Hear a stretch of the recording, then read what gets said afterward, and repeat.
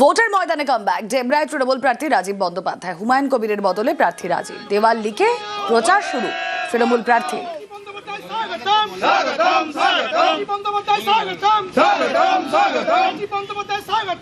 ডেবরার মানুষদের কাছে আমিও কৃতজ্ঞ, তাদের শুভেচ্ছা, ভালোবাসা, আশীর্বাদ, দোয়া চাই। সকল কর্মী ভাইয়েরা, আমার সমর্থকেরা, আমার নেতৃত্বরা, তারা উৎসাহিত করেছেন। পরিশ্রম তো ওনারাই করছেন, ওনাদের সাথে থেকে চেষ্টা করছি আগামী দিনে ডেবরার মানুষদের যে স্বপ্ন আছে যাতে সেটা বাস্তবায়িত হোক। আমি যখন যেখানে জনপ্রতিনিধি ছিলাম আমি চেষ্টা করেছি সেখানে সাধ্যমতো কাজ করতে। সুতরাং আশা করি ডেবরার মানুষদেরও যে স্বপ্নগুলো আছে সেগুলো পূরণ হতে কোথাও কোনো বাধা থাকবে। এবার ডোমকলে তৃণমূল প্রার্থী ডেবরার হুমায়ুন কবির। গতকালই নাম ঘোষণা তৃণমূল নেত্রীর। নতুন কেন্দ্র জয়ের ব্যাপারে আশাবাদী হুমায়ুন। চতুর্থবার মুখ্যমন্ত্রী হবেন মমতা বলে দাবি তৃণমূল বিধায়কের। ভালোই লাগছে। আমরা তো কর্মী, আমাদের নেত্রী মমতা বন্দ্যোপাধ্যায় বা অভিষেক বন্দ্যোপাধ্যায় নেতা, তারা যেখানে আমাকে পাঠাবেন সেখানেই আমি চলে আসবো। আমাদেরকে লড়াইয়ে নামিয়েছেন। অ্যাকচুয়ালি তো সবটাই উনি, সব জায়গাতে উনার এটা রয়েছে আর কি, প্রভাবটা বা ওনার যে প্রতিপত্তি বা ওনার যে সরকার চালানোর যে দক্ষতা আর কি রয়েছেন। এবং আমি এখানে জয়ের ব্যাপারে আমি 100% নিশ্চিত। এবং আপনারা এটাও জেনে নিন যে চতুর্থবারের জন্য নবান্নতে 4 মের পর মুখ্যমন্ত্রী মমতা বন্দ্যোপাধ্যায় থাকবে, কোনো চেঞ্জ হবে না।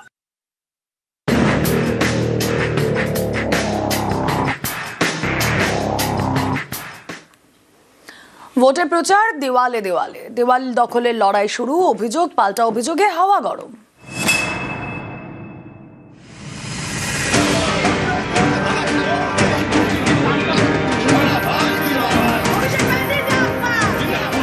পশ্চিমবঙ্গে দুদফা বিধানসভা ভোট, কোমর বেঁধে প্রচার শুরু।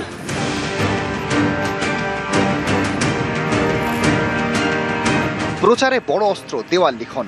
দেওয়ালে নানা ছড়া, কার্টুন, দেওয়ালে প্রার্থী পরিচিতি।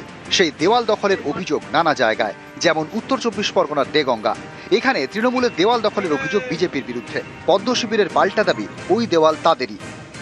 এই দেয়াল ভারতীয় জনতা পার্টির দেয়াল, ওরা এসে দখল করেছে। টিএমসিরা ওরা তো ভয় পেয়ে গেছে, ওরা বুঝতে পারছে যে এবারে সরকারে টিএমসি থাকবে না, তো সেই জন্য ওরা এইবারে দেয়াল দখলের লড়াই শুরু করেছে। তৃণমূলের কংগ্রেসের দেয়াল দখল করলে আমাদের কিচ্ছু যায় আসবে না। মমতা ব্যানার্জি মা মাটি সরকার, এটা মানুষের মনে খোদাই করা হয়ে গেছে।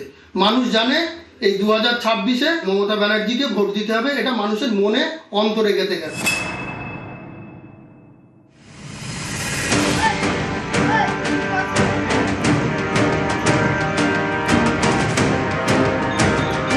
পশ্চিম মেদিনীপুরের ঘাটাল।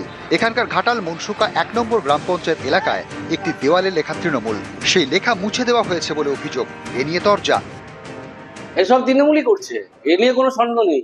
বিগত দিনে তৃণমূল আমার নামে বড় পোস্টার দিয়েছিল, আমরা বলেছিলাম যে তৃণমূল আমাদেরকে ভয় পাচ্ছে, সেই জন্য এরকম করছে। আর ঘাটালে যিনি দাঁড়িয়েই বলছে আমি জিতে গেছি, তার কাউন্টডাউন শুরু হয়ে গেছে। বিকাশ কর যে ভাষায় বলতাম সেই ভাষায় বলছি, তার কাউন্টডাউন শুরু হয়ে গেছে। ঘাটাল তো উনি হারবেন, পঞ্চায়েত সমিতির সভাপতি থাকবে কিনা সেটাও সন্দেহ আছে। বিজেপি কোথায় কি হালে পানি না পেয়ে তারা অপপ্রচার শুরু করে দিয়েছে। কোথায় দেয়াল লিখন মুছে দেওয়া হচ্ছে।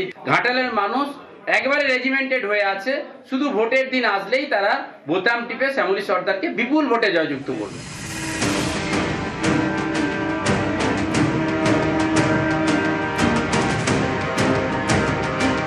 উত্তর 24 পরগনার ভাটপাড়া। এখানে সিপিআইএম এর দেওয়াল দখলের অভিযোগ তৃণমূলের বিরুদ্ধে। ঘাসফুল শিবির মানতে নারাজ। এ নিয়ে ভাটপাড়া থানায় অভিযোগ দায়ের করেছে সিপিআইএম। যেগুলো আমাদের দেয়াল ছিল সিপিআইএম এর, সেই দেয়ালগুলোকে আমরা চুন করে সিপিআইএম লিখে রেখেছি। তৃণমূলের একটা বাহিনী বেরিয়ে সমস্ত দেয়াল আমাদের সিপিআইএম লেখা মুছে দিয়ে টিএমসি লিখে দিচ্ছে। এটা আমরা নির্বাচন কমিশন বা প্রশাসনের দৃষ্টি আকর্ষণ করতে অনুরোধ করছি।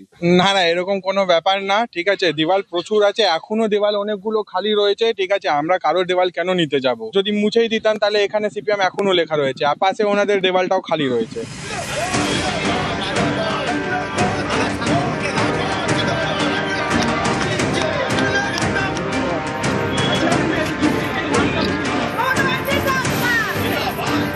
বুধবার অনেক প্রার্থী দেওয়াল লিখে প্রচার শুরু করেন।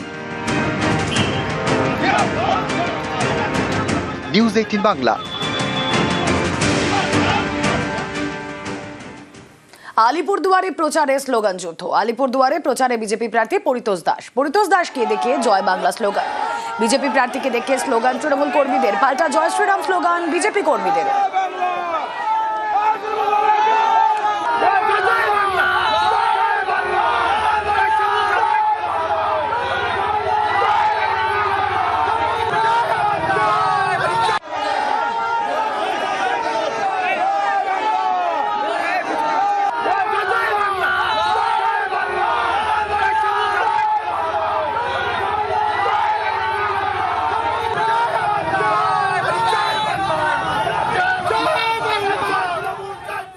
আলিপুরদুয়ারে গাড়ি থেকে উদ্ধার প্রচুর টাকা। অসমের গাড়িতে 3 লক্ষ টাকা উদ্ধার পুলিশের।